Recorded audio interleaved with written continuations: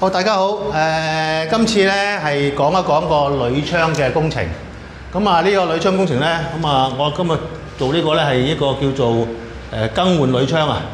但凡係更換鋁窗咧，不論係任何情況之下咧，都係最少2級㗎啦。咁呢個2級咧，就係如果我原裝正版去跟翻佢個 format 咧，做翻之後咧，跟翻個要求就做翻一啲夾膠玻璃或者強化玻璃咧，咁咧就可以入呢個2級嘅。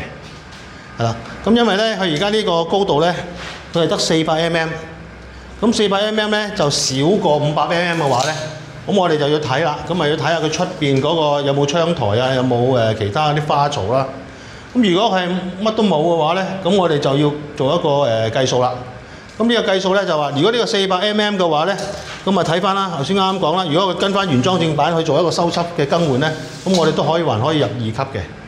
咁不過咧，今次個客戶咧就想要一個大景觀玻璃。咩叫大景觀玻璃咧？就係喺呢度落嚟呢度，去到呢度都係玻璃。咁個景觀咧就會好靚嘅。不過咁就要做一個1級嘅小型工程啦。咁呢個1級嘅小型工程咧，咁呢一個大型嘅玻璃咧，我哋係要需要做一個強化玻璃處理。係啦，好啦，咁我哋呢個大型嘅玻璃咧。咁我哋就有3個數要計嘅，咁就一個橫向力、拉力同埋剪力。咁呢個數梗係唔係我哋計啦，我哋係由結構工程師計俾我哋，就會出圖俾我哋去關於嗰個安裝嗰個要求嘅。咁跟住咧就係話，如果我哋做呢個熱浸玻璃嘅話咧，我哋係需要派代表，我哋係1級小型工程嘅話咧，我哋要派代表去落廠嘅。咁落廠去睇佢個生產情況。咁則師嗰邊咧，即係結構工程師嗰邊咧，都要派一個代表去睇呢一個熱浸嘅情況，因為要睇佢入爐、出爐同埋個過程嘅。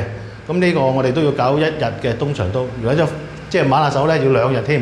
咁而家我哋濃縮係1日，我哋希望睇下搞唔搞得掂啦。如果唔得都要2日㗎啦。咁但係每一日都係錢㗎，所以咧做1級同埋2級個分別咧就係錢。好啦，咁我哋就會安排呢個熱浸嘅入廠睇嘅。咁下一集咧，我哋就入廠啦。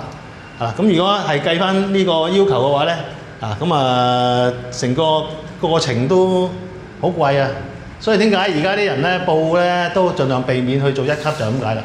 好啦，咁而家講翻啦，就講咯。如果呢個500 mm 如果我哋點樣先可以做到一個2級申報咧？就話如果呢一個窗台地呢個離地位咧，呢個我哋叫離地，如果去到800 mm 個位咧，咁咧就可以以上嘅話咧，我哋都可以做一個2級嘅小型工程申報。咁呢個2級小型工程咧，如果我哋做一個叫做呢個橫跨度唔過6米嘅話咧，咁我哋做一個大景觀嘅玻璃咧都得嘅。咁但係咧呢個點樣封晒呢啲咁嘅窗位咧，就要視乎嗰個通風要求啦。個通風要求咧就係話你嗰個面積係唔少過你個窗嘅通風位置唔少要1/10。咁就你可以做一個大景觀嘅，係啦。咁第一要求就800啦，第二要求就1.1米啦。呢個防護欄障係要1.1米啦。咁住宅嚟講咧，1.1米咧做一個防護欄障嘅加硬嘅工程咧，都可以屋宇署都接受嘅。咁但係如果講工商去嗰啲工商嘅樓宇去做換窗嘅工程嘅話咧，咁點都800以上，點都你都要係做1級㗎啦。咁嘅情況啦。咁所以咧呢個鋁窗嘅工程都係幾複雜嘅。好啦，咁頭先講緊嗰個夾膠玻璃啦。咁如果係即係話咧，如果係真係遇到萬一啦，咁佢個即係爆玻璃嘅話咧，佢就會一塊過啦，就唔會話即係令到佢飛曬周圍都散啦咁樣啦。但係強化玻璃咧，佢就會碎咧，就碎咗一粒粒就安全嘅。係啦，咁呢個就係夾膠玻璃同埋呢個強化玻璃嘅唔同。好啦，咁分享下呢個則師俾我哋嘅圖則啦。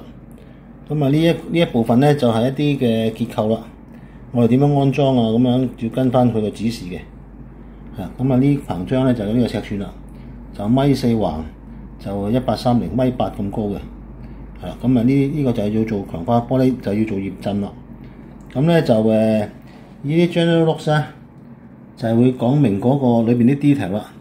咁而家講緊佢啲 wind load 啊、啲受力嗰啲咧，咁計晒出嚟嘅。咁我哋都要跟嘅。咁呢啲係一個嗰啲其他啲力啊嗰啲啦，咁另外啲 glass 啊，受到幾多 MPa 咧，最少啦咁樣啦，係啦。咁啊，其他嗰啲steelworks 啊，喺度喺翻度啦。咁我哋都要跟翻呢份嘢嘅。咁啊，另外要加埋一啲嘅叫做嗰啲叫做監工計劃書，同埋嗰啲其他啲申報，咁啊可以入呢個小型工程啦。嗱，咁就亦都分享下監工計劃書叫做 Site Supervision 嘅資料。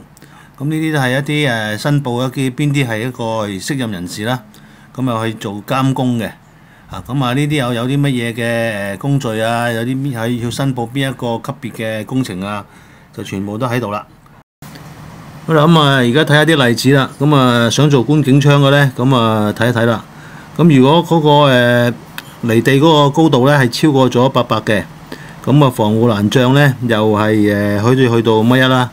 咁通風要求又啱合乎呢個嗰個面積嘅嗰個1/10嗰個要求啦。咁就可以做呢個梗窗嘅觀景玻璃啦。呢種觀景玻璃啦。嗱，咁啊，我哋做呢啲鋁窗咧，咁我哋都要睇多一樣嘢嘅，就係睇下個露台嗰個飄出去嗰個尺寸，或者佢出邊有冇花槽，咁我哋都要睇嘅。嗱，咁我哋都會根據呢幅圖嘅指引咧去做嘢啦。咁啊有啲網友咧就問喎，咁啊私樓同埋房屋署嗰啲公屋啊、居屋啊嗰啲報鋁窗嗰啲有冇咩特別要求啊？咁樣係咪一樣係屋宇署負責㗎？咁樣咁而家咧就俾啲資料大家睇參考下啦。咁啊房屋署咧佢就另外有一個指引嘅，佢同呢個屋宇署咧就係分開嚟管嘅。房屋署管鋁窗嗰個咧就叫做獨立審查組。咁佢有呢個部門咧，專係負責呢啲鋁窗或者其他嗰啲私人工程嘅。咁佢就應該喺黃大仙中心嘅，好似係我記得。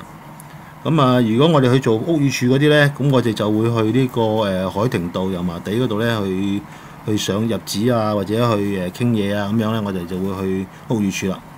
咁如果係你睇翻呢啲表格咧，點樣去分係屋宇署啊，定係還是房屋署啊？咁樣去處理呢個申報呢個鋁窗或者小型工程咧，就係睇翻呢個表啦。如果呢個表裏邊個屋苑咧係寫住是嘅話咧，咁啊就入於呢個建築物條例咧，就係由屋宇署管嘅。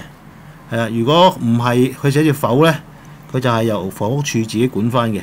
咁啊，所謂叫做獨立審查組啊嘛，咁啊獨立自己搞掂啦。咁啊睇翻啦，如果大家有疑問嘅，咪定格去睇睇係咪自己屋苑係邊個負責咯。好啦，咁啊，今集嘅分享係咁多啦，咁啊，密切留意下一集啦。咁咧就會係入一間玻璃廠，就去睇呢個強化玻璃嘅熱浸過程，係啦，係點樣測試啊？點樣去出爐啊？跟住點樣去做一個記錄啊？即係出完爐都仲要做測試嘅，係啦。咁就如果有興趣睇嘅話咧，就留意下啦。OK，拜拜。